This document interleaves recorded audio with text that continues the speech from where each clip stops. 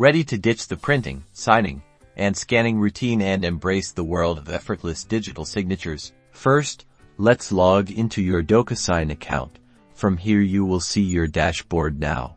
Open the document you need to sign. If you received a signature request via email, click the link in the email to access the document directly.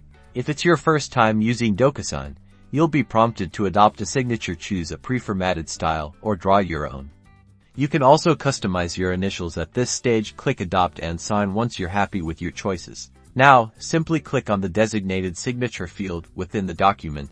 Docusign will automatically place your adopted signature. Repeat this process for your initials, placing them in the respective fields as required. Once you've filled all the necessary fields, click the Finish button in the upper right corner. A window will appear asking you to accept consumer disclosure. Click Agree and Continue. And that's it, your document is now signed. You can download a copy for your records, and Docusign automatically sends a completed copy to all parties involved.